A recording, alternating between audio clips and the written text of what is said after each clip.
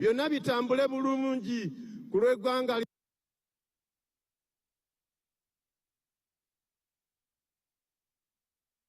lyaffe era n'olw'ekitiibwa kya Katonda waffe. Twebaze olwa byonna n'abantu bonna abazza abangi, mwenna mweyongere okumusabira kubanga atukulembedde bulungi. Tusabye byonna nga tuyita mu Yesu Kristo omulokozi waffe, ffenna tugambe nti amiina.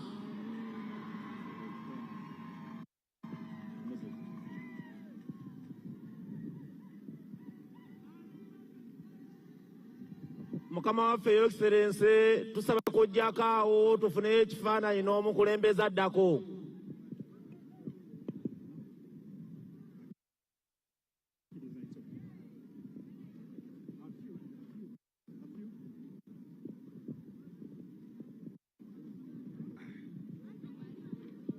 Your Excellency, President wa Uganda, obudde bugenze naye kkiriza nkwanjulire ssebo abantu be tulina wano. Tulina Central Executive Committee yonna NRM weeri, tulina Speaker wa Parliament ya Uganda ate nga naye member wa Central Executive Committee, tulina former Vice President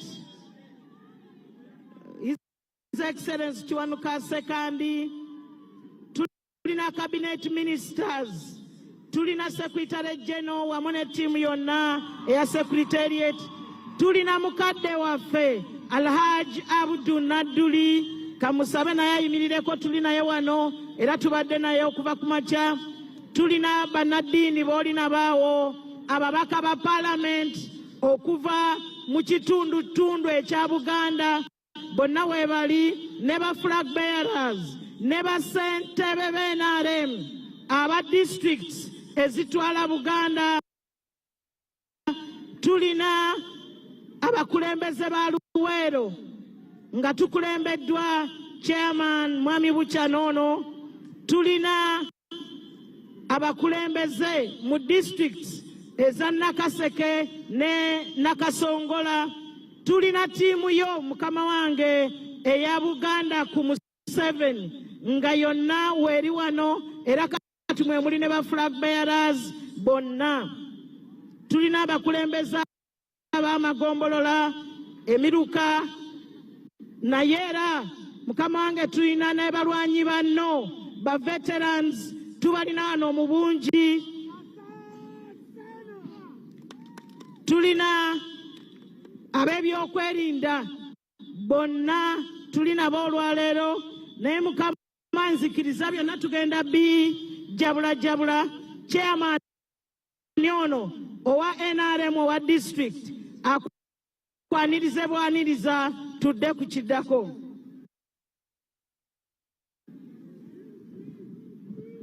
Tulina mukama wange abakulembeze ab'enjawulo, abavubuka ba Gen Z tuli nabo, naye era kkiriza nkutegeeze nti n'omulimu gw'olaba wano nga n'enkuba ebadde tennatonnya era gukulembeddwa abakulembeze n'abavubuka bonna aba Luwero district be bakulembedde omulimu guno.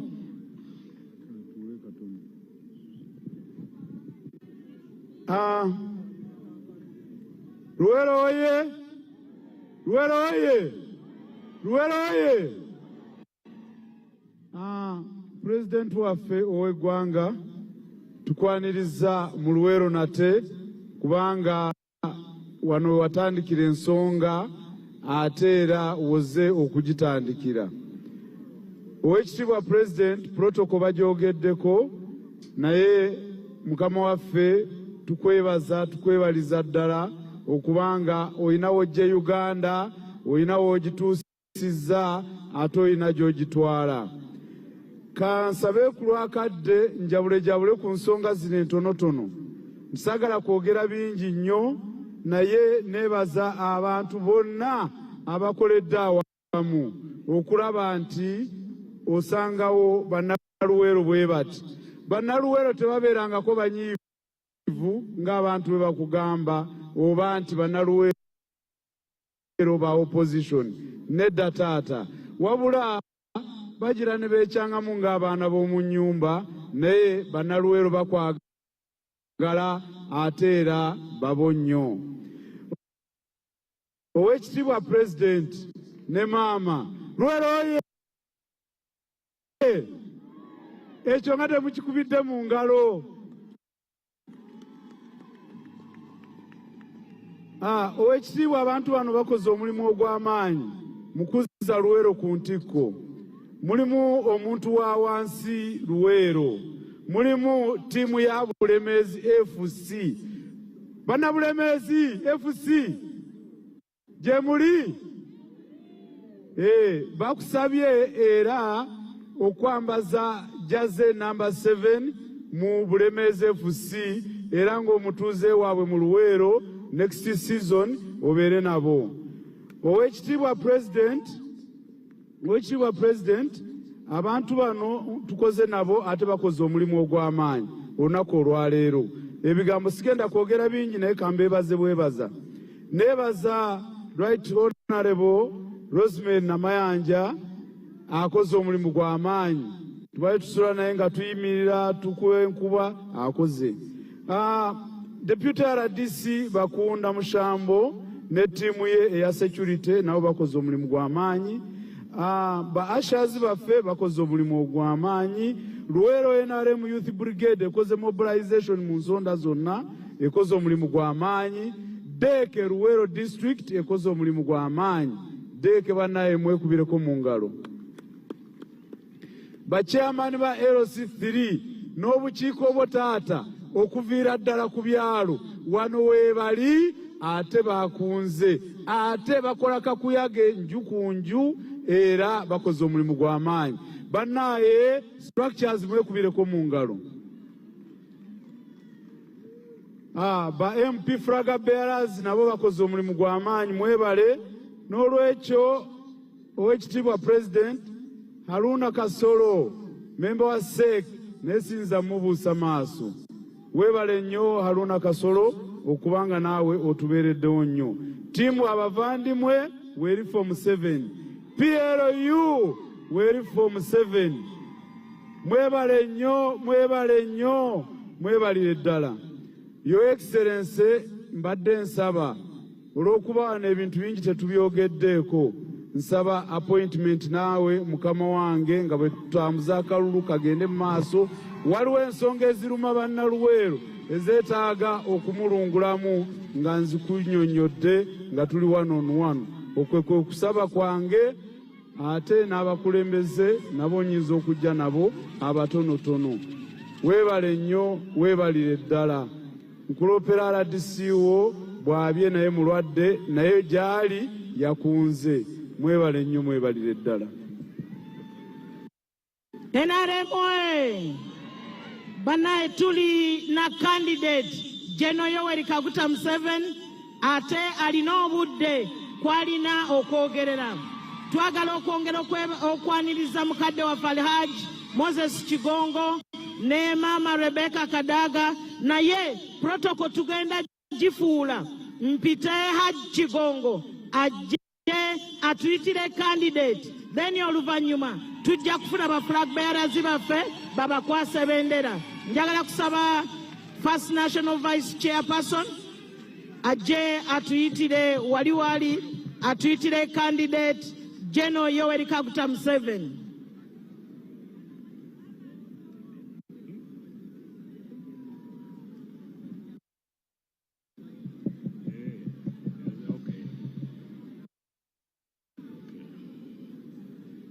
NRM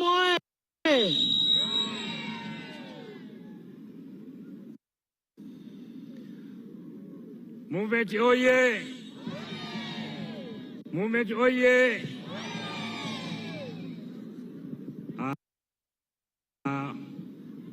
Bannaluweero bannange mwebale nnyo, mwebalire ddala okutulindirira mu bulungi bwe muti. Mwebale nnyo okulinda chairman waffe naye katubulindeko eddakiika emu atuule then tugende mu maaso n'okwogera.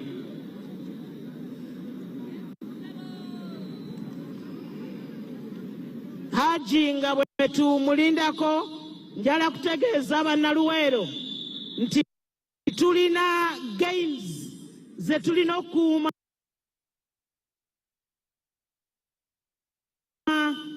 ekisookera ddala nti mu 86 NRM we yajjira mu buyinza mu Luweero yonna ey'awamu mwalimu amasomero ga primary 30 gokka 30 wetwogerera olwaleero Luweero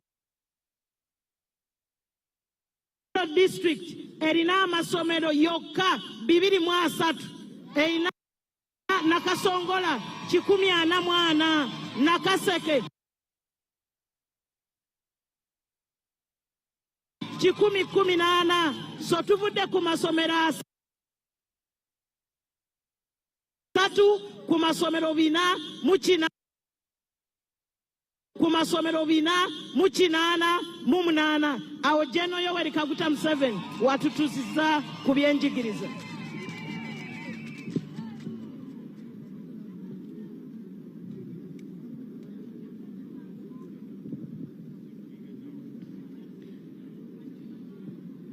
Sebo mukadde waffe chairman wa movement era president wa Uganda okusooka kwa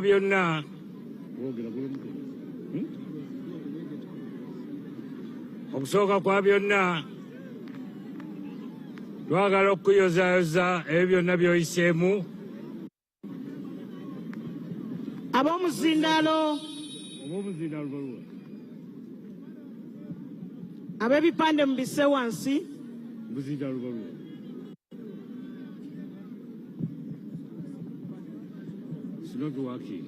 kansabe ab'ebizindaalo ab'ebipande mubisse wansi bannamwe abali emabega babirabe muzeeyo ebipande abisomye byonna. Tutereze omuzindaalo ogwa Haji Gongo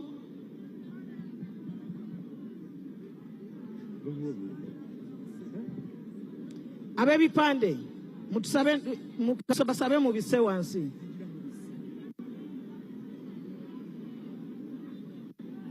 Nga we balongoosa omuzindaalo njagala bategeeza nti President Museveni we yajjira omuzindaalo guzzeeko.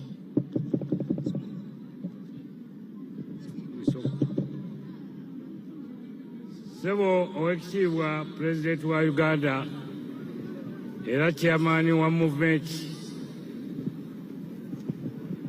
nsaba okuyozaayoza olw'ebyo byonna by'oyiseemu okutuuka ku ssaawa ya leero.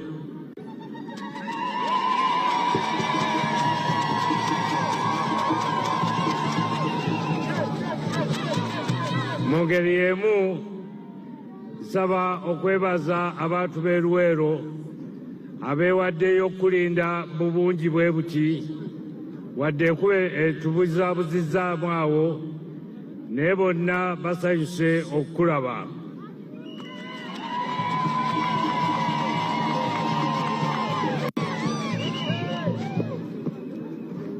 Maama Janet Museveni abantu b'e Luwero basanyufu nnyo okukulaba ne bakulisa n'akakuba kano k'oyiseemu.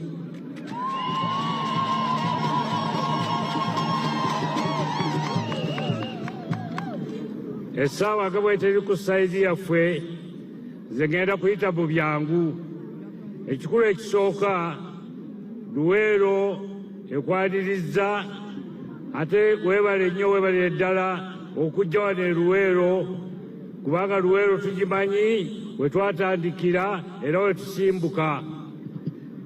N'olwekyo akakuba kano okutonnya kabadde kakutwaniriza kamanyi essaawa yaffe kyende essaawa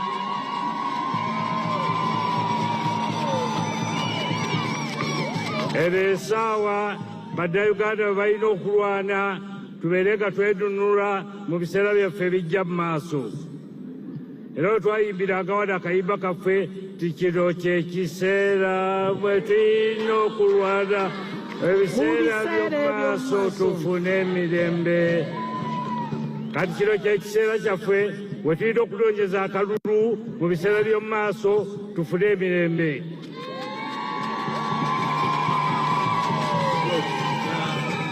Butabala biseera ssebo yo Excellency, njagala kukolerawo wabaddewo n'akayibaala kaga kati tusimbudde era tugenda kusimbulira ddala.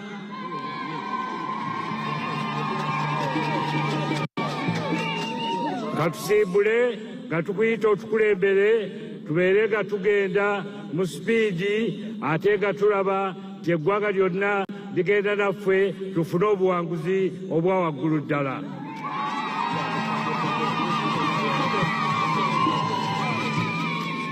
Kakozese akakisa kano yo Excellency nkuyite ojje oyogere eri abantu baffe, abantu bo bonna babeere nga bakwaniriza.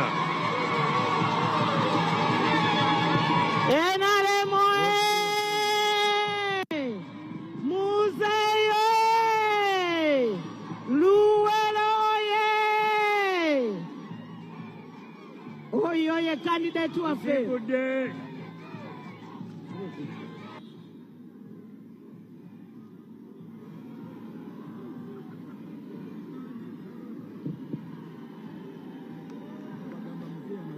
ababendera muzisse wansi. Muzeeyi azirabye bulungi. Kale abalembezi mbalabye.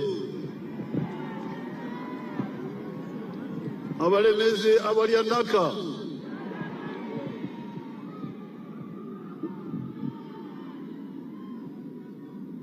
Vice Chairman wa NRM, abakulembeze abalala bonna, Speaker, abakulembeze abalala bonna, namwe mwenna bana movement abali wano. Nga bwe mmanyi oluganda lwange nlwogera bulungi ku makya.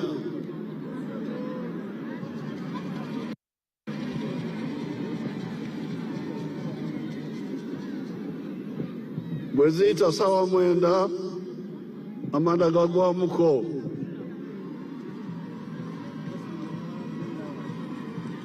N'olwekyo munzikirize njogera Oluzungu. Waliwo muwala wange Namayanja twamusomesa agenda kubunula mu Luganda. First of all, I want to apologize. There was some confusion about the time. Okusookera ddala President ayagala okwetonda nti wabaddewo. My office told me firmly that the rally starts at 3. Nti ofisi ye yamutegeezezza nti rally egenda kutandika ssaawa 9. So I left Kampala at 2 and I came stopping on the way to talk to our people there. N'olwekyo n'asimbula okuva e Kampala ku ssaawa 8 ate n'asanga ng'abantu bamwaniriza nnyo ng'ajja ayimirira mu kkubo.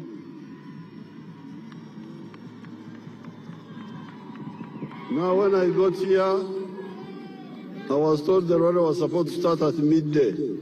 Ate bw'atuuse wano ne bamutegeeza nti rally yabadde yakutandika ssaawa 6.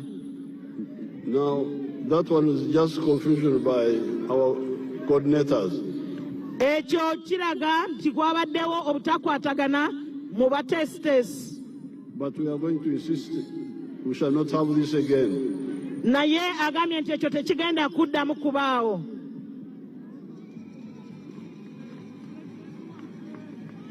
Now I want to thank you on behalf of your grandparents and parents who fought with us. Ayagala okubeebaza olw'abazadde bammwe ne bajjajjammwe abaalwana naye.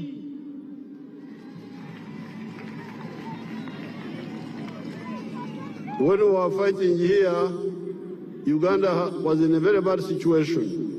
Bwe baali balwana wano, Uganda yali esabirwa busabirwa ng'eri mu mbeera mbi. mbi nnyo.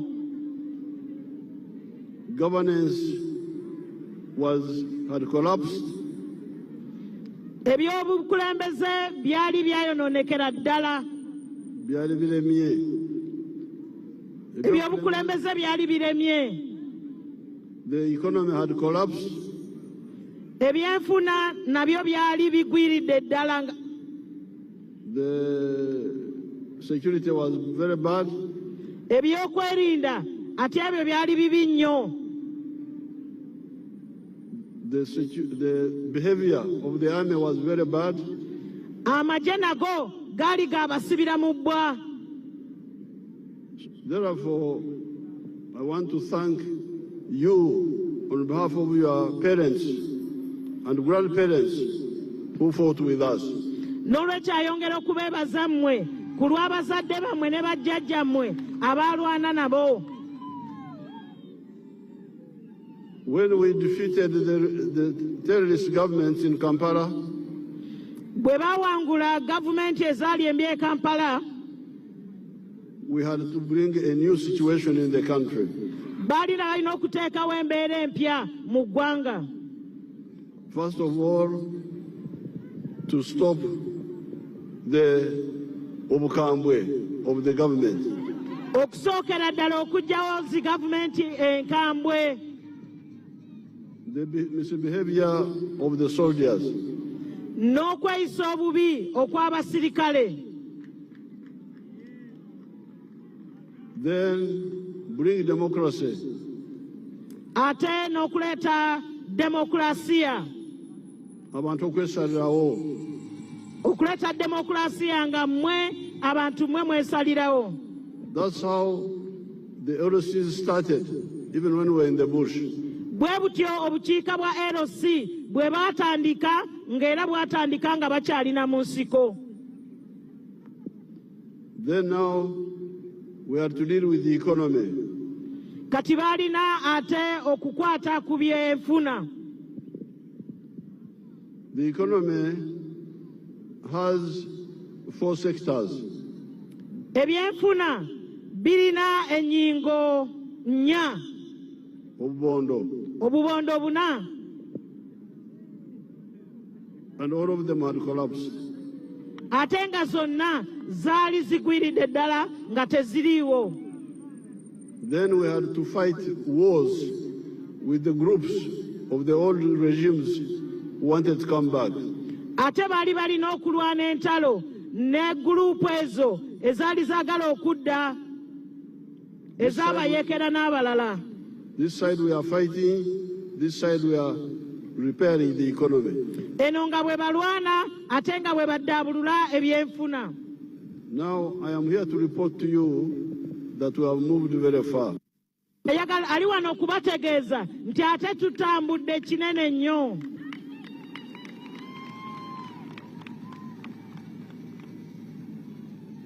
On the side of peace, we have got peace all over the whole country. Ku ludda lw'emirembe kati tulina emirembe mu Uganda yonna, mu nsonda zonna eza Uganda.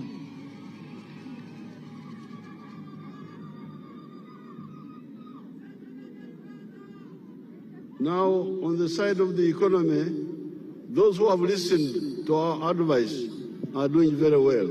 Ku ludda lw'ebyenfuna abo abawulirizza okuwabulwa bakola bulungi ddala.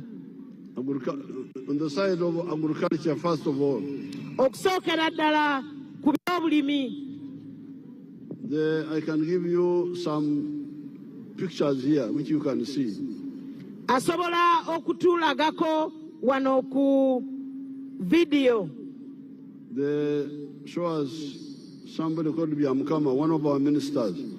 Waliwo minisita waffe omu ayitibwa Byamukama.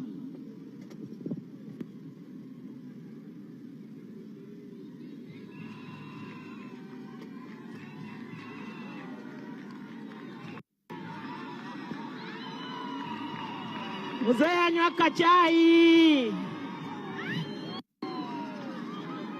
NRM. Kama demonstration farm My name is Fred Byamukama. I'm a member of Parliament of Buganges West Constituency, Kakubiro District. We are now at our 4-acre demonstration farm. The land we have here is approximately 4 acres. This is a farm we started 2 years back here, 2.5 years back. And on this farm,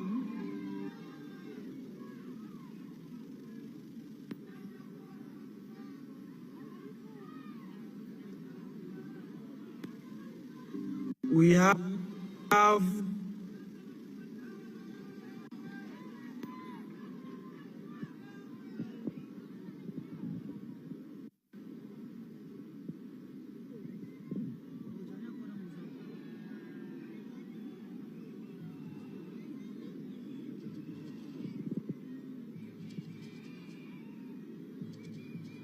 The screen person, what has happened to you? Screen, screen, screen. Obadechi. Abali ku screen. Hello. Welcome to Kamai Demonstration Farm. My name is Fred Byamukama. I'm a member of Parliament of Buganges West Constituency, Kakubiro District. We are now at our 4-acre demonstration farm. The land we have here is approximately 4 acres. This is a farm we started 2 years back here, 2.5 years back. And on this farm, we have half acre of pineapple.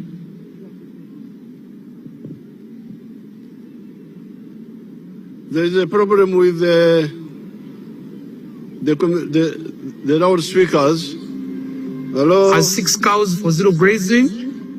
We have poultry, about 25,000 birds, but only 11,000 are giving us eggs. And we have 1 acre of grass. We have piggery, those are very many. And 1 acre of coffee mixed with banana. Where we are, this is the 4-acre model farm. I did this activity to teach my voters, to lead by example, so that my voters can learn what made the president tells the public. This is an initiative I learned from the president sometime back when he sent me to learn to Kaumu, to Kisozi. I copied what I copied, this is what I came up with. And you will see as we move, or that side, this side, that's my 4-acre model farm. The house as well. You don't sleep here, but if I was sleep here, the house as well is seated on this 4-acre model farm. When you look at poultry, out of the 25,000 birds, it's only 11,000 giving me eggs. Others are soon giving me, and I get 302 trays per day minimally, because 11,000 birds are supposed to give me 366 trays. But because of the feeding method of deep litter, I don't get all the eggs. I get 302 trays per day minimally. Then I sell in a month, you can get enough net profit of 55 million, because you get 108 million, but you can't get all that. You have to buy feeds, pay workers. Hello. Freeze the eggs. Let us see the eggs. Hello. Freeze the eggs.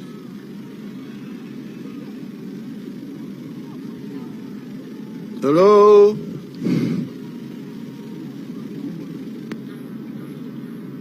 Hello. Freeze the eggs. Let us see the eggs.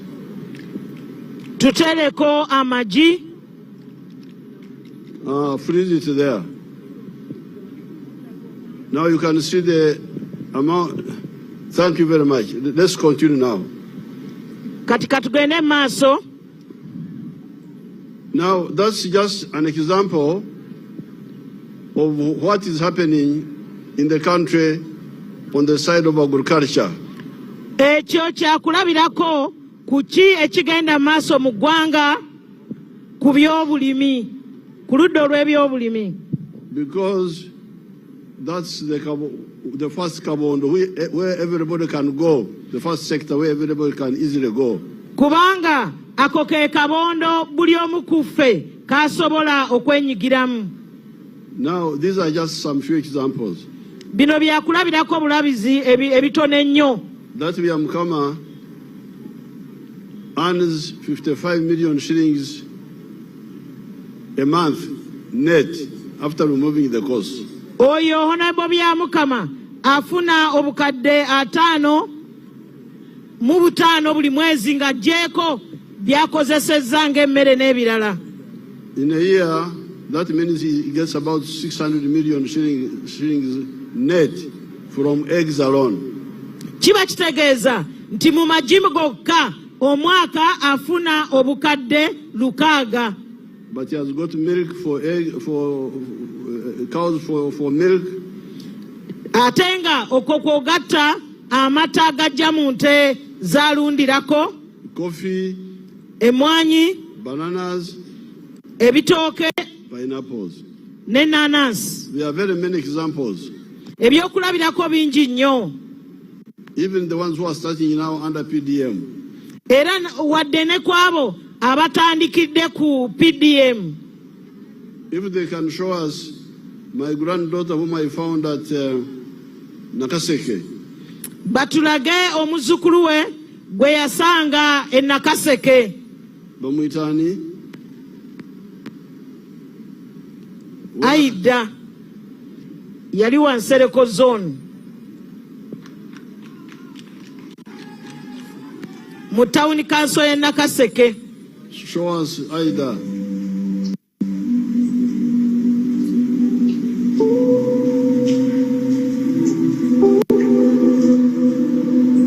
Amanya gange nze nalubo wa Aida ndi mutuuze mu Nakaseke muno Nsereko zone wensangibwa. Nayinawo ko ebiyumba nga 2 nga nundalunda bwentyo. Naye oluvannyuma lwa pulezidenti okutuyamba nfuna ssente ezo n'engula embizi ennungi. Nafuna akakadde ka PDM, nafuna akakadde kamu, n'engenda n'engulako embizi 2 ku mitwalo 22. Gye mitwalo 4. Nafisa emitwalo 6, emitwalo 2 n'engenda n'engula akalungo ka odaizi kilo 5, emitwalo 4 n'engenda n'engula maize brand kilo 2 nusu 8. When nagula embizi zino n'entandika okuzirunda, emu yawakira ku myezi 9, endala yawakira ku myezi 10. Embizi zino zinyambye nnyo era zinyongedde nnyo mu maaso. Lwaki? Twalundanga obubizi nga tulunda obubizi Buganda. Bw'oba okatunda emitwalo 5. Naye n'embizi gye nafuna ekyana ky'embizi kiyonkera omwezi gumu n'ekitundu n'ekitunda emitwalo 10. Embizi eno y'emu ku gye nagula yanzaalira abaana 8. Abaana 8 n'entundako abaana 6. N'endekawo abaana 2. Now that is Naruboa who used PDM for the pigs. Oyo ye Nalubowa eyakozesa ssente za PDM okulunda embizi ezo. The Muslims may get worried and say, how about us who don't eat pigs? Abasiraamu bayinza okweraliikira ne bagamba nti ate olwo ffe abatasobola kulunda mbizi. I will show you my muzukuru Rashida of Butambala. Katulage muzukulu we Rashida owe Butambala. Amanya gange yenze Namubiru Rashida, omutuuze w'ekyalo Kasaka, district Butambala, Bombe Town Council. Izo omu ku baasookera ddala okuganyulwa mu ssente za PDM mu sako yaffe baali bagiyita Kasaka Enterprise Group Gotire yalingi. Kati ssente nazifuna ku simu, message yajja nga nfunye 1 million. Kati nesanyuka nnyo ne ngamba yiri yaddala bino ne nkubira ku chairman wa PDM. Chairman n'angamba byaddala mzee abawadde ssente. We don't have time to hear the whole story. We don't have time to hear all the stories. Tetulina budde kuwuliriza story z'abannaffe abo. But I want you all to know that many Ugandans have woken up and entered the commercial agriculture. Ayagala okubategeeza nti bannayuganda bangi bazuukuse ne bayingira mu by'obulimi obuleeta ssente. At independence, only 9% of the homesteads were in the money economy. We twafunira obwetwaze ebitundu 9% be bokka abaali bali mu kukola ssente. By 2013, only 32% of the homesteads were in the money economy. Mu 2013 ebitundu 32% mu bannayuganda bonna be baali mu kukola ssente. That's why I had to bring in the army, Operation Wealth Creation, to distribute seedlings. Yensonga lwaki yaleeta Operation Wealth Creation okugabira abantu ebikozesebwa mu nnimiro ensigo n'ebirala. And recently we introduced this PDM, as you can see. Era nga bwe mukimanyi gye buvuddeko awo n'atongoza PDM. And we have got other programs like Emyoga. Era waliwo ne programs endala ng'emyoga. And other government programs. Ne programs za gavumenti endala nyingi. Now, where we are, when they did the census last, 67% of the homesteads are now in the money economy. It was only 33% who were out. Bwe tumaze okubala abantu obwakaggwa kati kyazuuliddwa ng'abantu ebitundu 67 ku 100 bayingidde mu by'okukola ssente okuva ku bitundu 33 ku 100. Be bakyaliyo. 33 ku 100 abo be bakyali mu kukolera okulya kwokka. So, if you say, what have we achieved in agriculture, we have moved very far. N'olwekyo mwe weebuuza nti biki bye tufunye biki wawe tutuuse mu by'obulimi tutambudde olugendo luwanvu nnyo. The amount of coffee which is being produced is very big. Obungi bwa kasooli obungi bw'emmwanyi ze tulima kati nyingi nnyo. The milk which is being produced is a lot. Amata nago mangi nnyo. You can go even cassava. The growth in agriculture is huge. Ne muwogo ate era bw'otunuulira ebyobulimi byonna byeyongedde kinene nnyo. But the problem are the 33% of the people who are still outside the money economy. Naye obuzibu beba abantu ebitundu 33 ku 100 abatannaba kuyingira mu kkowe erikola ssente. So that in this Kisanja, we are going to ensure that all our people go into the money economy. N'olwekyo mu kisanja kino tugenda kufuba okulaba nti bannayuganda bonna babeera basobola okukola ssente. Many of them through agriculture. Okusingira ddala okuyita mu by'obulimi. But wealth is not only agriculture. Naye obugagga si bya bulimi byokka. Manufacturing is another form of wealth. Amakolero ke kabonda akalala akaleeta obugagga. Let's show you some of the factories. Katubalage agamu ku makolero.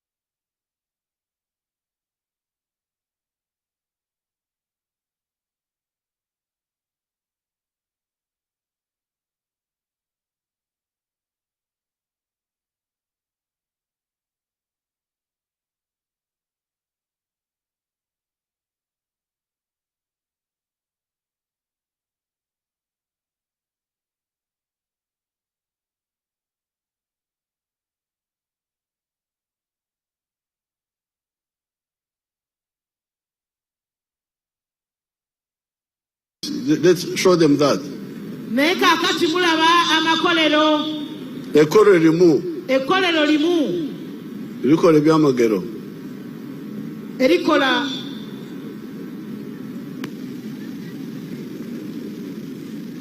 katulage ekkolero eddala erina bye likola ebingi.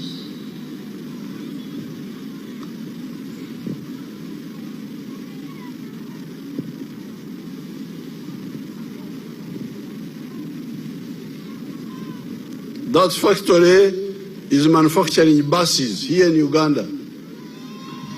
Eyo factory ekola baasi wano mu Uganda.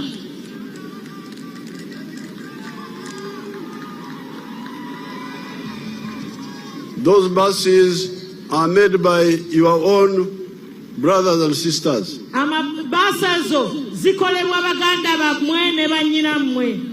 And they are buses of electricity, not of diesel. Ate baasi ezo nga zitambulira ku masannyalaze si mafuta ga dizero. So this is the new form of wealth for Uganda. Kati buno bwe bugagga obupya obuliwo mu Uganda. There are now 50,000 factories in Uganda. Kati tulina amakolero emitwalo 5. Now, these are the big factories. Kati zino ze factory ennene, ge makolero amanene. Done by some of our friends from outside and some by Ugandans. Agateekebwawo mikwano gyaffe abava ebweru wamu ne bannayuganda abamu. But even you, our Bazukuru, once we train you in the skilling hubs, you can make your own products, artisan products. Let's say what the industrial hubs are making. Nti kati mmwe bwe mutendekebwa mu mirimu egy'emikono egy'enjawulo nammwe musobola okwetandikirawo okugeza kati nga bwe mulaba ebyo nga bamaze okutendekebwa mu bukugu obw'enjawulo. Those are being done by, let us hear the testimony of some of the young people in the industrial hubs. Katuwulire abali mu kukola ebintu ebyo bye boogera. Nga bakayunga, tekako bakayunga.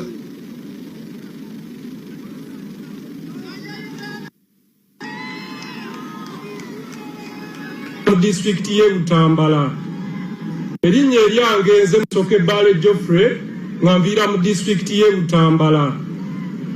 Najja wano nga ndi green, totally green, nga sirina kyemmanyi, nali nsomyeko paka mu senior ey'okusatu, naye olw'okutaataaganyizibwa kw'abazadde saasobola kweyongerayo. Nentandika okupakasa ku kyalo tusobole okufuna ekyokulya kuba maama yali atusigazza yekka, abasajja abasiramu mubamanyi ba aki nnyingi.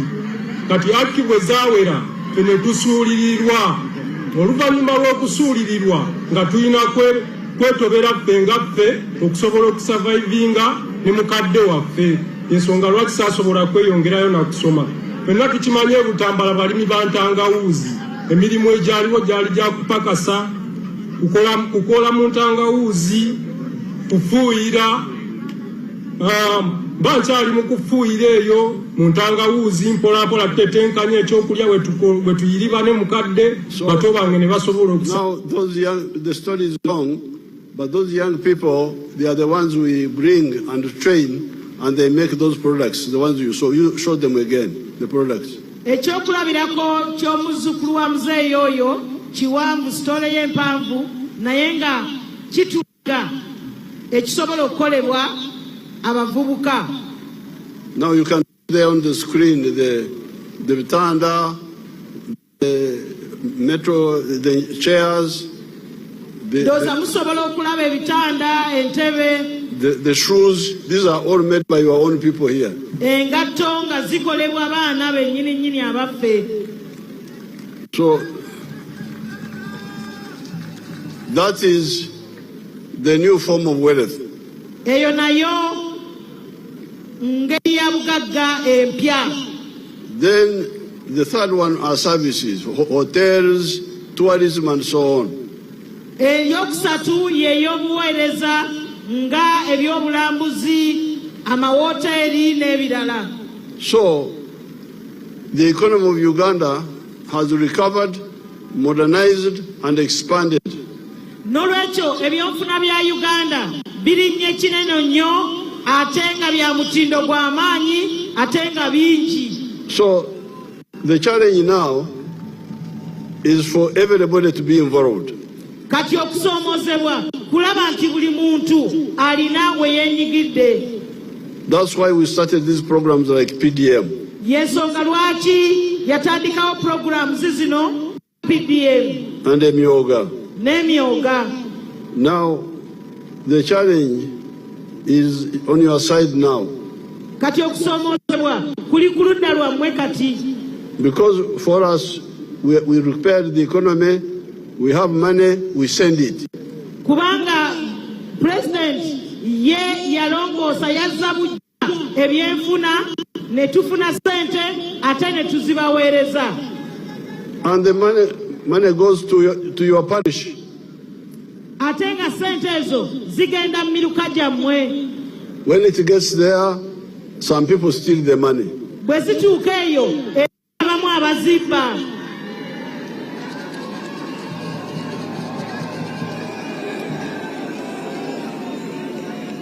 Now, this is where you have got a challenge now.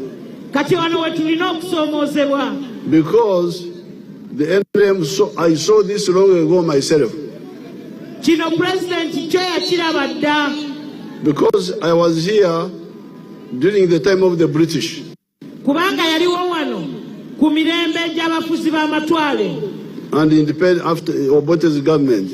Ne gavumenti y'Obote. And I saw how the chiefs were corrupt. N'alaba abakulembeze abaliwo. Abaami Abaliwo nga balina enguzi. The parish chiefs. Abaami ab'emiruka. The sub-county chiefs. Ab'amagombolola. The veterinary staff.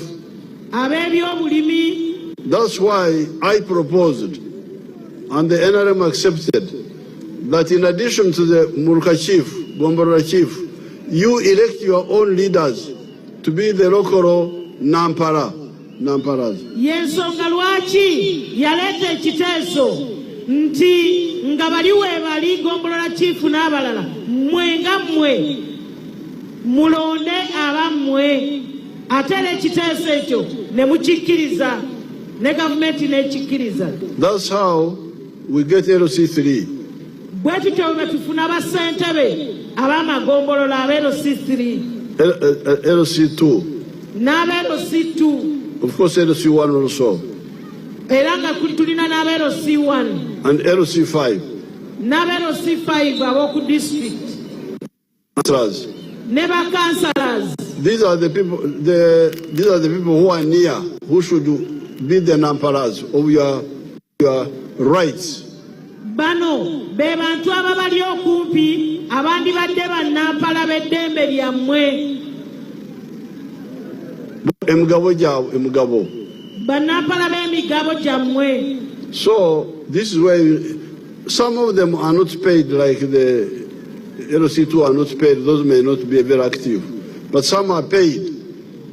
Mulimu abamu abatasasulwa ng'aba LC2. Yensonga lwaki tebajumbira nnyo naye ate abamu basasulwa. So therefore, I have come here. Yes, we are going to continue with programs, but I want to challenge you also to do your part. N'olwekyo azze wano okubategeeza nti akola programs endala nnyingi naye ate n'ayagala nammwe okubasoomooza. That you should use the parish assembly to demand to know what is happening to the PDM money, what is happening to Emyoga. Nti mulina okubeera n'enkiiko ez'emiruka musabe abakulembeze bammwe bababuulire ssente z'emyoga, ssente za PDM zitambula zitya.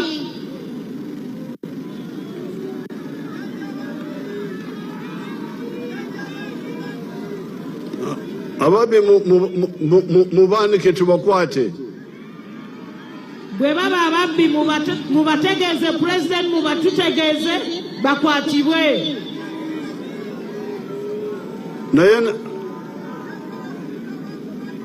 Naye namwe muyinza okuza omupiira ewange nimumbuuza ti RDC wo akola ki?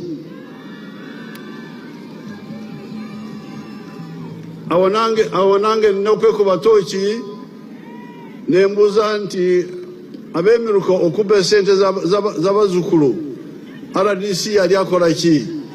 Bana ekisooka tuwuliziganye. Put it in better Luganda.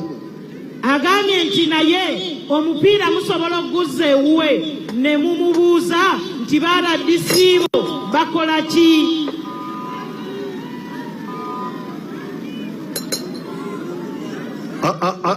Ate n'Ediso nawe akola ki? Ate era waliwo n'Ediso naye akola ki?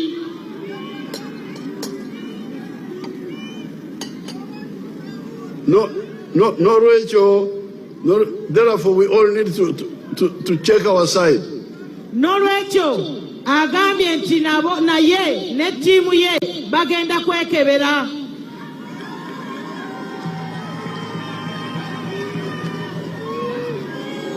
Naye namwe, but also you should check yourselves. Naye nammwe nga bwe mwekebera ku ludda lwammwe. Kubanga abali okumpi n'ababbi, the ones who are near the thieves are yourselves. Kubanga mmwe muli okumpi n'ababbi n'olwekyo mulina okututegeeza. Kale tukwata ababbi. N'olwekyo tukwataganire wamu oludda olwammwe n'olwa president tusobole okukwata ababbi. Kaweefube okugoba ababbi nga bwe twagoba omulabe. Wagenda kubaawo kaweefube okukwata ababbi abo nga bwe twagoba abalabe ba Uganda. Now, once the way we are moving now, engeri gye tutambulamu kati, we are creating more wealth. Tutondawo obugagga ku bugagga ku bugagga. Now, the bugagga is the one which produces jobs. Obugagga obwo bwe butondawo emirimu. So when we ask about jobs, you saw how many jobs were in the factory there. Nga bwe mulabye mu factory ezo zaatulaze, mulabye emirimu egitondeddwawo. So therefore, if we implement these programs seriously, we are going to have wealth, jobs, and development. N'olwekyo bwe tuteeka mu nkola programu zino n'amaanyi tugenda kutondawo obugagga ate tutondewo n'emirimu. N'enkulaakulana development. Tugenda kufuna obugagga n'emirimu n'enkulaakulana. Ebigambo biri bisatu: obugagga bwa muntu, bwa maka, bwa company. Wealth belongs to an individual, to a home, or to a company. Nti obugagga bubeera bwa ssekinnoomu oba famire oba kampuni. Development, like the roads, the railway, electricity, is for all of us. Enkulaakulana ng'enguudo ng'amasannyalaze ebyo byaffe ffenna. But the money to build them comes from taxes from wealth. Naye ate essente ezikola ebintu ebyo ziva mu misolo egiva mu bugagga. So the more bugagga you create, the more jobs you create, the more taxes you generate. N'olwekyo gye mukoma okukola obugagga, gye mukoma okukola ssente, gye mukoma okutondawo emirimu, gye tukoma okufuna omusolo, tusobole okukola ebintu ebyo ebyenkulaakulana. Now, in this excision, therefore, n'olwekyo mu kisanja kino we are going to Kambwara on the issue of people who steal money. Mu kisanja kino President agenda kuba mukambwe ennyo eri abo ababba ssente z'abantu. Because that money is what will create wealth, create jobs, and eventually also support development. Kubanga ssente ezo ze zituleetera okufuna obugagga ne tufuna emirimu ne tulyoka tukola ebyenkulaakulana. Now, the other Bunafu, where we are going to be Bakambwe, is the theft of drugs in hospital, in government centers. Obukambwe obulala obugenda okubeerawo mu kusoomoozebwa kwe tulina be babba eddagala lya malwaliro. The immunization is moving well. Immunization is moving well. Okugema polio anymore. Yensonga lwaki tetukyalina polio mu Uganda. But the problem comes with the treatment, the curative. Naye kati obuzibu buva mu kujjanjaba. But these health centers are here in Uganda. They are not in Congo. They are not in South Sudan. Ekirungi nti amalwaliro gano gali mu Uganda, tegali Congo, tegali mu South Sudan. So why can't we check these health centers? N'olwekyo lwaki tetukebera amalwaliro gano? Now, if you elect good members of parliament, bwe mulonda ababaka ba parliament abalungi, and you elect good LC funds, ne mulonda n'abakulembeze ba district LC 5 abalungi, health center cities, health center, amalwaliro ku ddaala ery'egombolola, LC ne bassentebe ab'amagombolola, then they can easily monitor these health centers. bwe mulonda abalungi basobola okulondoola amalwaliro ago. But from the center, I will also do everything possible to touch into the health centers. Naye ku ggwanga waggulu eri e Kampala naye ajja kuba tooki ey'amaanyi mu malwaliro ago. The other issue is the issue of crime. Ensonga endala y'ey'obumenyi bw'amateeka. Again, you get injustice when the police do not act firmly against the criminals. Mufuna okutasalawo bulungi oba kyekubiira okuva mu poliisi nga tezisazeewo bulungi.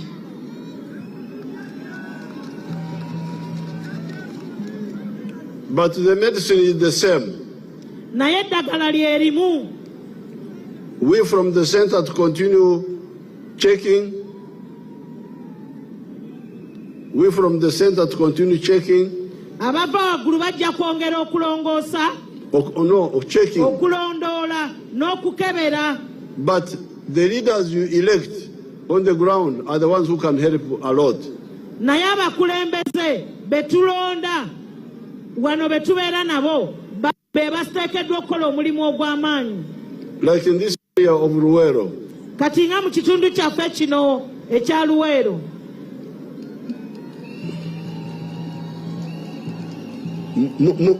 Mumaze ebbanga mwefudde bamulekwa.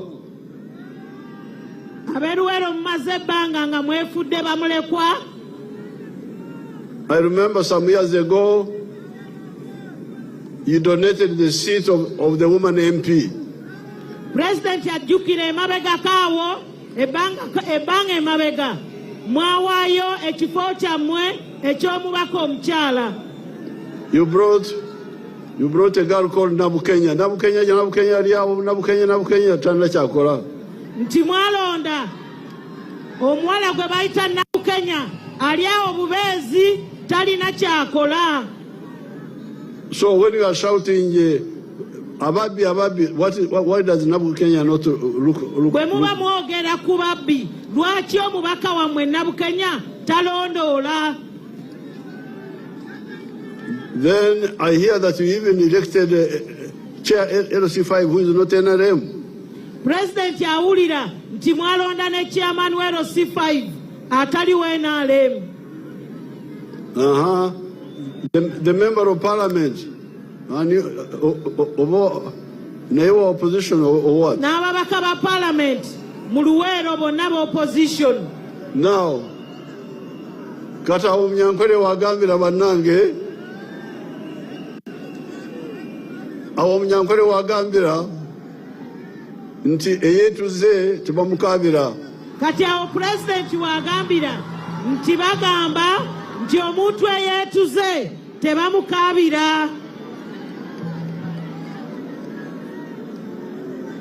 Owaita tebamurira. Now you can see now the whole area is in fact God is merciful. Nti era Katonda wa kisa nnyo. To find that some things are still happening in Luwero. Katonda wa kisa nnyo okulaba nti waliwo n'ebikyatambula mu Luwero nga mwalonda abantu abatalina kye bakola. So what is happening is what is done directly by the center. Era kati ebiriwo byebyo byokka ebikolebwa okuva e Kampala wa president. And from the center, I can do the big things. Era okuva wa president yasobola okukola ebyo ebinene.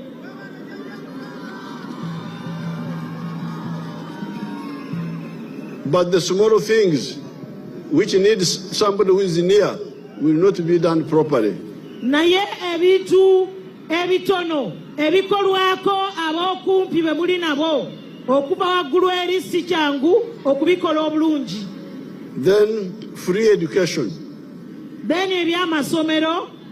We have spent a long time talking about free education. Enjigiriza tumaze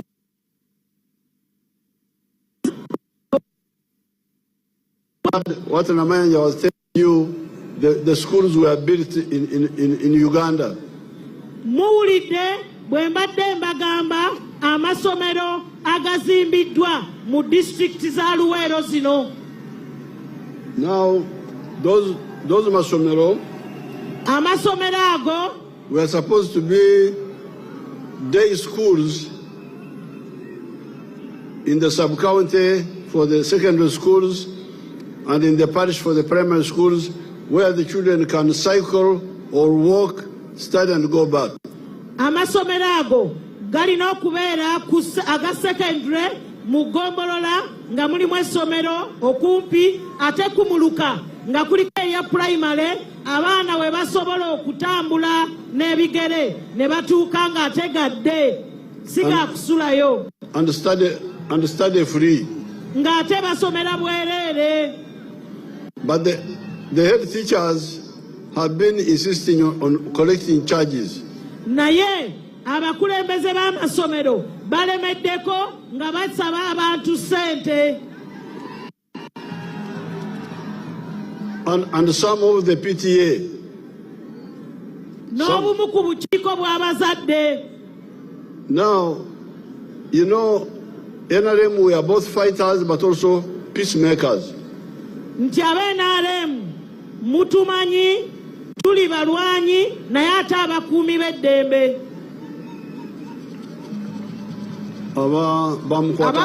Bamukwata mpola. Tuli bamukwata mpola. So in some cases we fight. In some cases we fight. Mu mbeera emu oluusi tulwana. Embeera ezimu. Mu mbeera ezimu oluusi tulwana. But sometimes you tell people if they don't agree, you hold on. Olumu abantu ne tubagamba bwe batakkiriza naffe ne tutta ku bigere. But now naye kati we need to be bakambwe now. Kati president agenda kubeera mukambwe ku byenjigiriza. On the issue of free education, ku nsonga y'okusomera obwereere. You heard what that boy from Kayunga put that boy again. One of Kayunga, the schooling up. Muwulidde omuvubuka oyo ow'e Kayunga ky'abadde ayogera. Musoke Mbale Geoffrey mwambira mu district ye. When I was in Mbale. Kabateekeko omuvubuka omulala President gwe yalaba lwe yali e Mbale.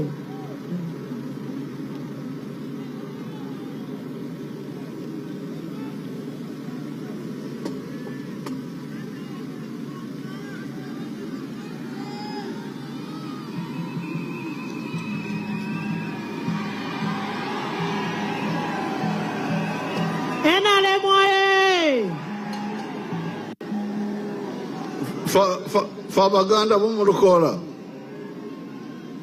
Fabaganda b'omulukola. Tulina olugero lwaffe olugamba nti akatale kabbe amagumba olyosuula mu mulyango. Abaganda ab'omulukola bagamba nti akatali kabbe eggumba osuula mu lujja. Kachai kange tikulu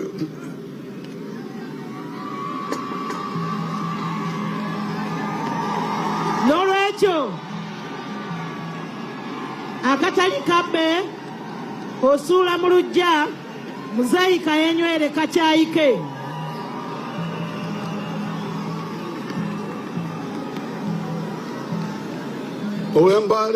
Mbale. Weno habu bebaita pioneers nali mukyalo nga ndi byange waliyo LCC bwe waffe najja n'atugamba waliyo muzei industry jazimbe isomesa ebyemikono naye nga bw'omanyi nti engeri obeera mukyalo oba tomanyi kale zono oba kyeki skills oba kyeki just twajja buzino nga naye kangende engeri gye ndi ndi musajja nze munaku neemanyi nenzija nziga ebintu by'emikono nayiga bya nviiri era olwajja wano olwamala okusoma enviiri naye naakatuuka waka naye n'omukwano gwange yali Kampala eyo nga nkubira ngamba ngeri gye wayiza okusoma enviiri wena certificate jangu e Kampala tutandike naye ogenda e Kampala tebyambeerera byangu naye n'ebbaluwa naye eri gye nalaga nga ebbaluwa ye tebagirabawo mu makulu naye ntandika ne bansawo ne ssente ezitandikibwako naye nawo butonotono natandikira nze mu kusiimuula nasiimuula saaluuni emyezi 8 olwali okuvawo baali bakoze saaluuni empya ne bampa obwa manager bwa saaluuni eyo nga mpya yabadde kiriina. Their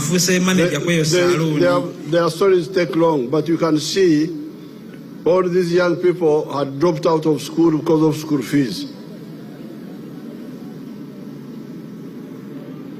Naye nga bwe mulaba abaana bano bonna baali baalemwa okusoma nga tebalina fees. But me, I am training them at no cost in the government presidential skilling hubs for 6 months. Naye ye president n'asalawo okubatwala okubabangula mu bye obukugu obw'enjawulo okumala emyezi 6 nga teri asasudde wadde 10. And within no time they become very useful citizens. Mu bbanga tono nnyo bajja kubeera abatuuze. No, bafuuka.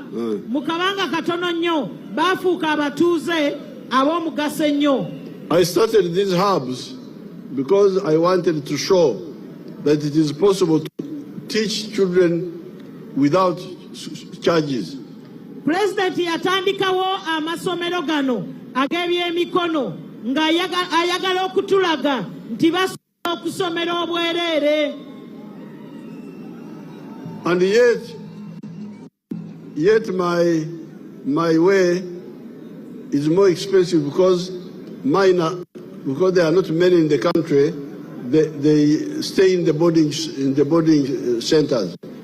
Ate eyiye enkola eyo yo ya bbeeyi nnene kubanga amasomero gano tegasi mangi nnyo mu ggwanga ate nga balina okusulawo okumala emyezi 6. So if we could do it in the parishes and sub-counties.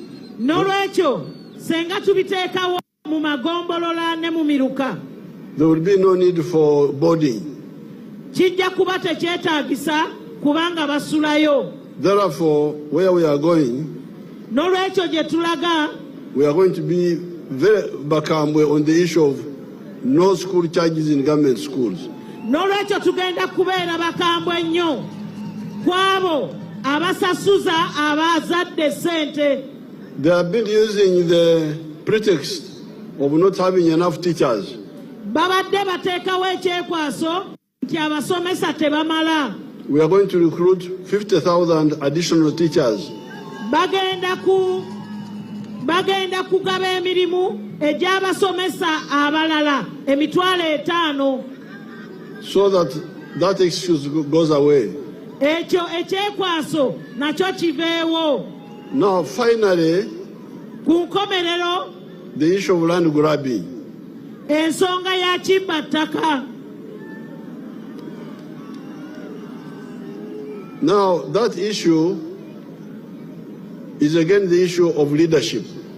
Ensonga eyo naye ekwata ku bukulembeze. Ejja lwa bukulembeze. This is because in the CA, NRM stood firm on the side of the Bibanja people. Kubanga bwe twali tukola ssemateeka, NRM yayimirirawo ku lw'abantu ab'ebibanja. And 2 points. Ku nsonga bbiri.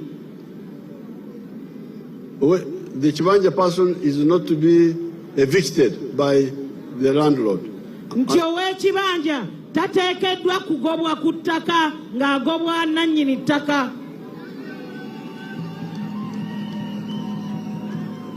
And the Nainitaka has no power to cut on the Chibanja of the Musenze. Ate nannyini ttaka talina buyinza kusala ku ttaka lya wa kibanja. Secondly, the Ekyokubiri, Busuru had a ceiling. Busuulu ne bamukola nga wa kkomo, ng'aliko ekkomo. And the Como is approved by the Minister of Lands in Kampala. Ate ng'ekkomo eryo likakasibwa Ministry ey'ebyettaka e Kampala. The landlords complained, Bannannyini ttaka beemulugunya saying that the Busuru is too small. nga bagamba nti Busuulu mutono nnyo. I told them, I said, you people, haven't you seen soldiers saluting me? N'abagamba nti mwe temulaba abasirikale muzeeyi nga bamukubira saluti? How much money is in a salute? Sente mmeka eziri mu saluti eyo? So what I was telling them was that this money, the Busuru, is nominal to show that you recognize the ownership of the landlord. But N'olwekyo ye kye yabagamba nti sente ezo eza Busuulu ntono nnyo ng'ekigendererwa kukakasa nti landiroodi oyo ye nannyini ttaka. Kabonero. Kabonero akalaga nti bakkiriza era bakakasa nti ye nannyini ttaka. So when you hear that people are being chased, abantu barina okwegula, you don't have to kwegula. N'olwekyo bw'awulira nti abantu bagobwa ate mbu beegula, toteekeddwa kwegula. Even if you don't kwegula, the kibanja is yours. Ne bw'oba teweeguze, ekibanja ekyo kikyo. So, and even if the landlord said to another person, it doesn't concern me, that is up to them. Era nannyini ttaka ne bw'aba alina omuntu omulala gw'atunzizza oba gw'aguzizza ettaka, gwe tebikukwatako, osigala ku kibanja kyo. The one who buys paper, me I stay with the kibanja. Oli abaaguze agula ekyapa kye n'abeera nakyo, gwe n'osigala n'ekibanja kyo. Agula ekipapula. Agula ekipapula gwe n'osigaza ettaka. So when they come and evict you, they are doing it illegally. N'olwekyo bwe bajja ne babagoba bakikola mu bumenyi bw'amateeka. And this is where your leaders should come in. Wano abakulembeze bammwe we balina okugirawo. And because for them they understand, they know the laws. Kubanga bo bamanya amateeka gano.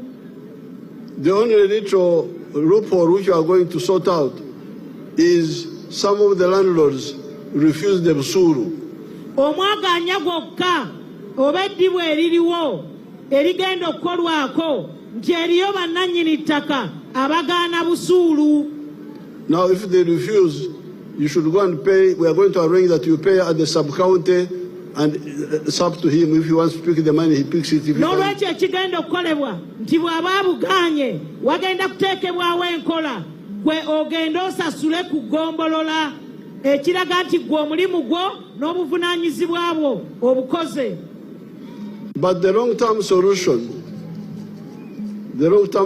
naye nga eddagala eryenkomeredde is for the government to, when we are ready, to get enough money and pay off the landlords, and then you people take the ownership. Eddagala eryenkomeredde nti gavumenti bw'eneeba yeetegese ejja kufuna ssente esasule landlord gw'osigaze ekibanja kyo. And we have already done it in some areas. Kubanga ekyo kikoleddwako mu bitundu ebimu. If you go to Kirema, bw'ogenda ekirema wane Nakaseke, where General Saleh alerted me, General Saleh gye yamutegeeza ku nsonga eyo, I paid off the landlords. Yasasula bannannyini ttaka bonna. Now our people are there. I'm going to, my film team should go and film the Kirema settlement scheme, and so we can show the others what has happened. Tiimu ya muzeeyi ey'ekirema ekwata firimu ejja genda ekirema mu ggombolola y'Essemuto esobole okukwata ebintu ebyo abantu basobole obiraba nti kisoboka. But of course we have delayed. We put money in the land fund, but it's not enough. Sente muzeeyi ateekamu mu land fund gye bakozesa okusasula ab'ebibanja naye tezinnaba kumala. Because we have got so many other things to do. Kubanga waliwo n'ebintu ebirala ebyetaagisa okukola. Enguudo, amalwaliro, security, what have you. Waliwo okulaba nti tulina obutebenkevu, ebyokwerinda, enguudo, amasomero n'ebirala. But with our petroleum, which is going to start flowing next year, naye amafuta gaffe agagenda okutandika okufuluma omwaka ogujja.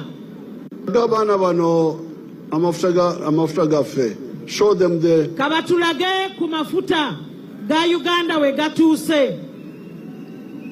The electricity in the car, but if you have it.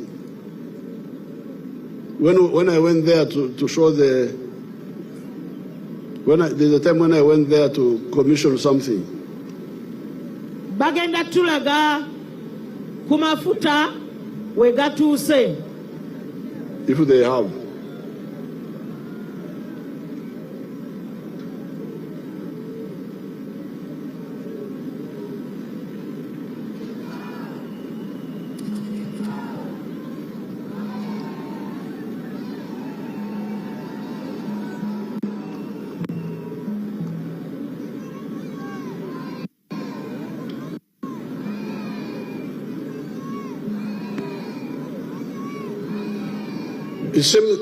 There you are.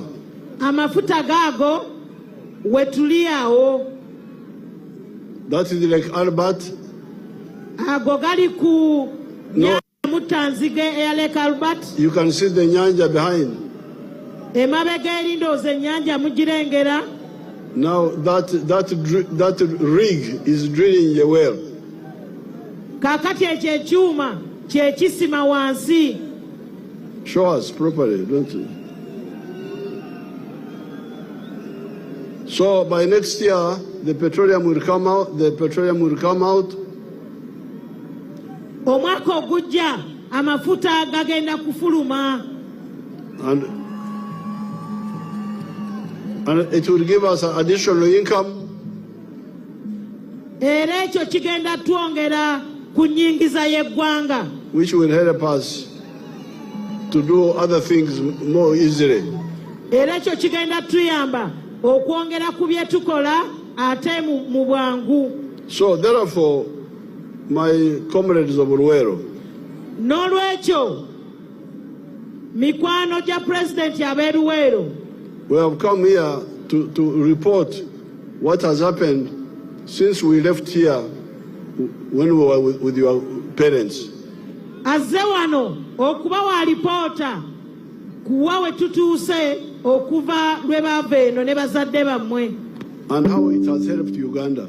era n'engeri gye kiyambye Uganda. And to say that what is remaining is all of you to be involved and get out of poverty. Nti n'ekisigaddeyo kyokka nti mmwe mwenna kuva mu bwavu nga mulina kye mwenyigiramu kye mukola. Using government programs. Nti programs za gavumenti zino, and the government programs we are going to add on, increase them. Ate era nazo zigenda kwongerwako. Like for instance, the PDM money in the towns, we are going to increase it to about 300 per parish. Nti okugeza sente za PDM mu matawuni zo zigenda kweyongerako zifuuke obukadde 300 okuva ku 100 buli muluka. But even in the rural areas, we are going to add another 15 million for the... Ne mu byalo kugenda kugattibwako obukadde obulala 15 so that it helps the leaders. Ekyo kiyambe ku bakulembeze ate obutajja kufunira wamu nammwe. But we are also going to continue distributing endokwa, because we have got different centers doing breeding endokwa. Era president yagenda kwongera okutuwa endokwa ez'emmwanyi ez'obwereere siza kugula, nga za bwereere ate si kugula. Like for instance in Ikisozi, I am breeding endokwa and I give them out. Okugeza Ekisozi alina endokwa, alina nasale era agabira abantu endokwa. And we shall use our other farms like Kaumu, like all the government farms, even Bukalasa here can produce endokwa and distribute them. Era agenda kukozesa faamu za gavumenti endala nga Kawumu wamu ne Bukalasa wano esobola tuteerawo nasale ez'emmwanyi abantu ne muzifuna ku bwereere. So that when these young people like Rashida, like Naruboa, when they get the 1 million, they do other things. Ekitegeeza nti abantu bano nga betulabye ba Rashida bw'afuna akakadde asobola okukolamu ebintu ebirala. Naye endokwa za bwereere. Naye ng'endokwa zo afunye za bwereere. Because the Ndokwa people have turned them into business. I hear endokwa is now 2,000. Agambye nti bano abamezesa emmwanyi bo kati bazifudde business, awulira nti endokwa emu ya siringi 2,000. And yet when it was under NADS it was 400. Ate nga mu NADS bali bazitundira ku siringi 4. So we shall, no problem, we shall maintain PDM but have the ndokwa also. N'olwekyo tewali kizibu, president ajja kusigala nga PDM weri ate nga n'endokwa weziri za. So therefore, that's why we are saying Banange support NRM so that we continue the work. Yensonga lwaki president abasaba mwongere okuwagira NRM twongere okukola bye tukola. And where we are now, we need NRM to take off because the economy is now much bigger and ready to take off, become even bigger. Okusinziira ku byenfuna kati tweteeseteese okulaba nti eggwanga lyaffe lyeyongerayo ddala waggulu mu nsi ezikuze. So therefore, that's why we have come here to say, please continue supporting NRM so that Uganda becomes a modern country. Yensonga lwaki president yazze wano okubasaba mwongere okuwagira NRM Uganda ebeere emu ku nsi eziri ku mutindo ogwa waggulu. NRM juu. all the flag bearers due. Now, I am told that they should come and introduce the flag bearers. Then I will also give some advice. Katika tusabe Secretary General wamu ne Vice Chairman wa Buganda bayanjule ba flag bearers abakutebendera y'NRM kuba member wa Parliament katubasabe mujje wano wamu ne Chairman LC5 aba district ya Luwero yokka.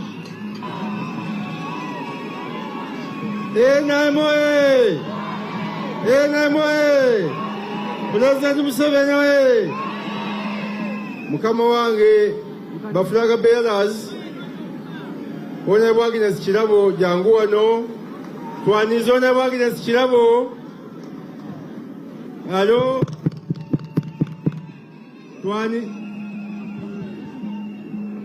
twanirize wone bwagines kirabo ayimiriddewo ku kifo kya member wa parliament omukyala owa Luwero district.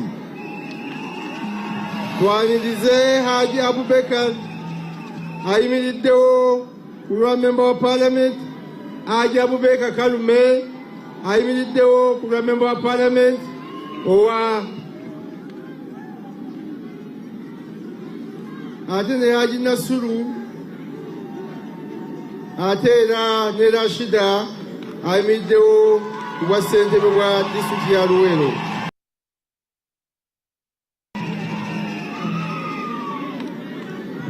Gaddafi katika muno nsaba abalina fulaga muzirete wano.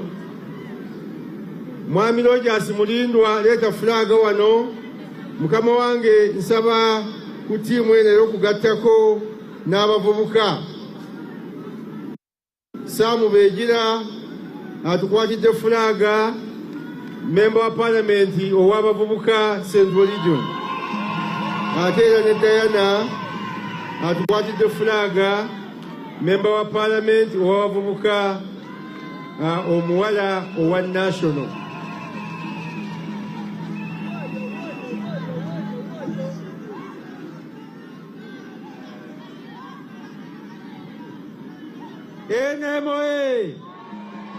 NMOA nsaba omu agenda akiikirire kirabo agenda akiikirire mukama wange mbadde nsaba n'abano basembere busembezi wansi awo nsaba bafulaga bearers baffe okulinnya waggulu ne busembere wansi awo. I will give each one individually. Very good. President akkiriza buli omu agenda mukwasa. Nsaba ebifaananyi ebyo mubiteeke wansi, ebifaananyi ebyo ebya muto wange Mugisha mubise wansi.